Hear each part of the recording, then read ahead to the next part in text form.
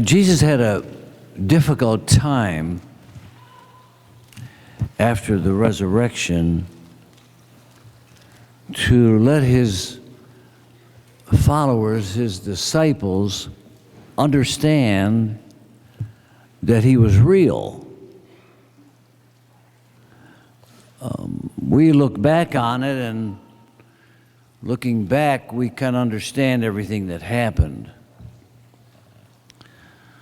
But they couldn't really believe that this man who died on a cross and was buried in a tomb with a stone rolled across the entrance to seal that grave could be alive.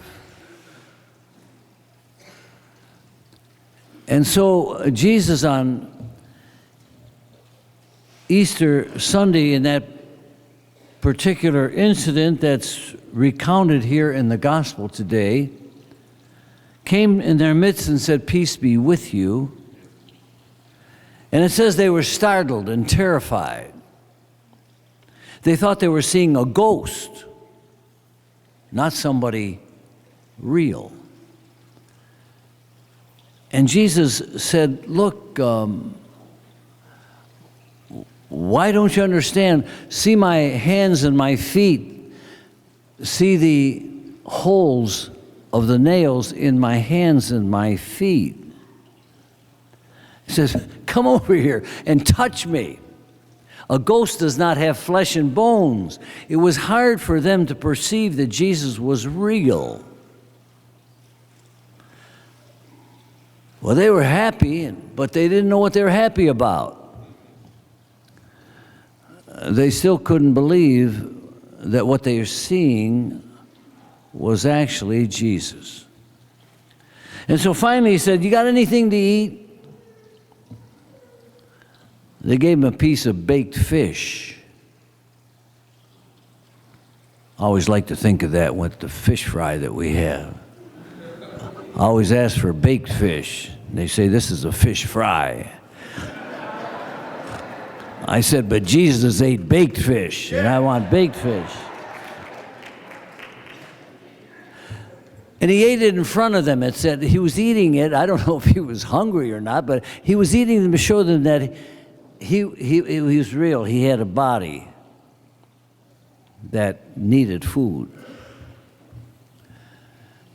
And I guess they realized that it was for real. You kind of wonder how this Christianity ever got where it got. I mean, spread over all the nations, and so many Christian people, when it had such a start as this, by a man in a little country that was always under submission, under the Assyrian Empire, the Babylonian Empire, the Roman Empire, a small nation.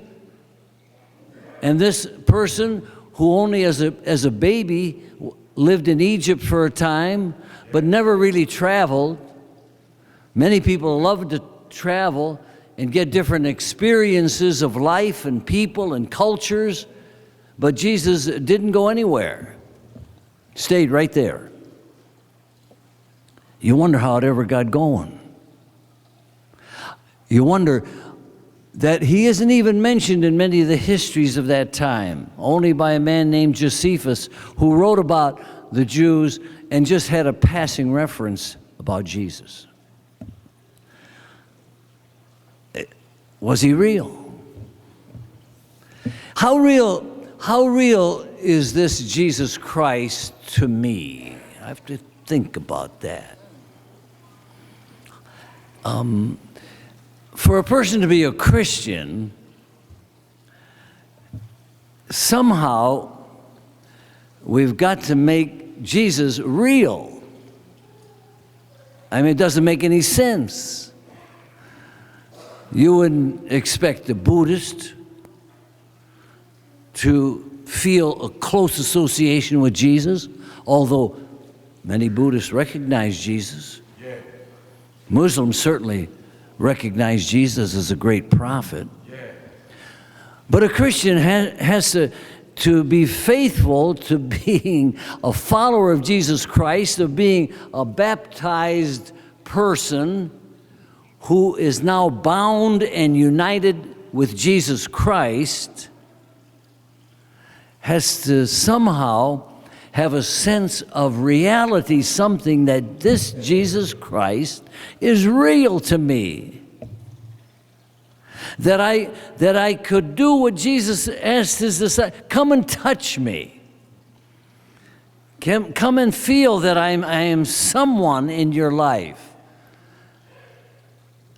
And I'm not sure why we may not necessarily feel very close to Jesus, or that Jesus is very close to us, unless we make that intentional, that we make that an intentional thing that I want and think it's important to have some kind of a personal relationship with Jesus. Not just something out of the head. Not something that says, yeah, I know about Jesus. I know where he was born. I know his mother's name. I know a lot about Jesus. I know he died on the cross. I know all these things. Knowing doesn't necessarily mean that I have a sense of relationship with Jesus. Maybe we have to be convinced more that it's important to me. It's important to who I am. Certainly this parish has to have a relationship with Jesus, because that's the name of this church. If you look in the Catholic directory, it doesn't say just Sacred Heart. It says Sacred Heart of Jesus. This church has to have a relationship with Jesus Christ, because we're named. That's our name. But how important is it to me, I have to ask myself, to really have a sense of that Jesus is a person that I know and knows me? Is it important? Well, I'll tell you. First of all, I got to realize that Jesus is God's right-hand person. I mean, God is somebody. And you'd like to think that God and I are, we're kind of together. We'd like to have some kind of a relationship with God, because, God is God. And I don't want to mess around with God. I want to have God with me. I want to know that this God really cares about me, that this God really loves me, and this God really, who made me in God's own image. And one of these days, we're going to be face to face, and we're going to live together, and we're going to be happy. We're gonna have a good life together, all of us, with this God. And so, to know that Jesus is God's right-hand person, how better connected can we be than that? This Jesus Christ. And then to know about Jesus. Maybe we don't know enough about him. Maybe I've got to read these Gospels more and more to find out, who is this person? Why should I have a sense of relationship with this person? Well, Jesus is a pretty good person. He's a good person to know and to have with you. This compassionate person, this person who has a feeling for people. This person who says, look, if you want to know the path of life, because life is a pathway, life is a journey. And if you want somebody with you that knows the way, I'm the way. I know the way. Unless you want to be lost, unless you want to wander, unless you just want to just kind of take a guess. But I know the way. This person who always tells the truth, tells the truth. A lot of people don't tell the truth. We find that out a lot. We find it a lot around us. We find it a lot in in government, in church, in all kinds of places. We don't always find the truth. But Jesus tells the truth. I like that. I like the fact that whatever Jesus says, I know it's going to be the truth. Not going to mislead me. And this Jesus Christ who had a feeling for people, this Jesus Christ who walked with people in every situation, Jesus doesn't guarantee that he's going to take away the pain that you have. And Jesus doesn't guarantee that you're going to solve all your problems.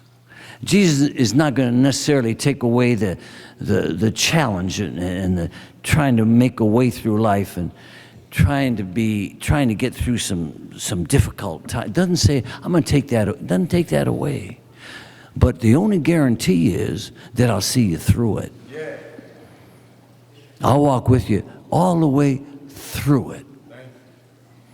Even death. Yeah. Because I walked into the shadow and into death. And I came through it. Yeah. And I can lead you through it. Even death. How much more do we need to be convinced? I don't know. I'd like to be convinced that it's important to know that Jesus walks with me every day. And that I don't want to think that the only time I think about Jesus is on Sunday when I come to church. I'd like to carry that with me through the week. I'd like to have that with me, and I'd like that to be part of my family and my relationships with people and the work that I do. I want to feel that this person who's the right-hand person of God and who has a spirit that is so powerful that it can do anything. I want to have that with me. I want to have that with us wherever we go. I want that to be part of whatever I am part of. I want this Jesus Christ, this Jesus. I want to have a sense of that. Well, if somebody asks me if I believe, yeah, I do, but I want to have a sense of that. I want to know that. And perhaps when I get up in the morning, if that's when you get up or whenever you get up, that it's simple. Say, thank you, Jesus. Yeah. Three words. Thank you, Jesus. You know, thanks that I'm still above ground. Yeah. Thank you. Before retiring, whatever time that is, thank you, Jesus, for that day, for this day. Thank you, Jesus, for being with me in this terrible time that I had today. But I know you'll see me through. We're going to make it somehow. Before eating, just a word. Doesn't have to be fancy. That's the thing. That's the nice thing about Jesus. Jesus does not demand you to be dressed a certain way. You don't have to be sharp. You don't have to be poetic. If you are, that's wonderful. You just have to have your heart there. That's it. You don't even have to use words. But wouldn't it be great if during this week that whatever I'm engaged in, whatever work, whether I'm in school or at work or walking down the street or looking for a job or trying to get something done or have a terrible pain, if during this week, at any of those times,